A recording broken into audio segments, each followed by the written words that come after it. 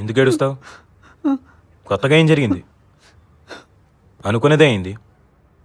అవును, భిక్షు యాదవ్ వాడి మనుషులు మీకంటే బలవంతులు, కొట్లాటల్లో ఆరితేరిన గూండాలు, చావంటే లెక్క చేయని రౌడీలు. వాళ్ళ ముందు మీరెంత?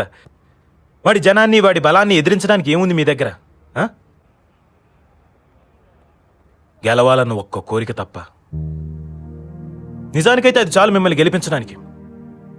కానీ ఇలా ఓడిపోతున్నామంటే లోపం ఎక్కడుందో తెలుసా? భయం. ఓటం ఎప్పుడు శత్రువు నుంచి రాదు, భయం రూపంలో మీకు పుట్టి వాడికి ఆయుధమై మిమ్మల్నే చంపుతుంది. మీ విరోధి మీకంటే చాలా ముందు పరిగెత్తొచ్చు. అందుకోలేమని అక్కడే ఆగిపోతే అదే మీరు చేసే మొదటి తప్పు. చివరి నిమిషం దాకా వెంటాడండి. ఆగిపోవద్దు, అలిసిపోవద్దు, అయిపోయిందని వెనక్కి తిరగొద్దు. ఆఖరి దాకా పోరాడితేనే ఓటమి కూడా గెలుపవుతుంది. రక్తం పారని, కండలు కరగని, గుండెలు పగలని విజయకాంక్షని శ్వాస అయితే ఆవుపిరి నాపుట ఎవరితరం? నీ ధ్యేయం, నీ ధైర్యం, నీ హక్కే నీ సైన్యం. ఆ సైన్యం నీ తోడుంటే గెలుపెప్పుడు నీ సొంతం. ఈ పోరాటంలో ఉన్నది మీ 15 మంది మాత్రమే కాదు, మీ వెనక 1500 మంది ఆశ ఉంది, బతుకుంది, భవితుంది. వాళ్ళందరి కోసం గెలవాలి. ఇది మన నేల, మన సొంతం. ఇందులో ప్రతి అంగుళం మనది.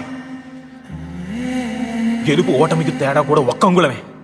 1 inch, 1 bloody inch. As a team we fight for that inch. We tear ourselves and everyone around us to pieces for that inch. We claw with our fingernails for that inch. Cause when we add all those inches, it makes the fucking difference between winning and losing.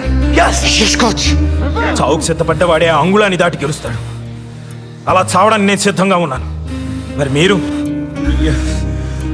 What are we going to do? Do or die! What are we going to do? Do or die! What are we going to do? Do or die!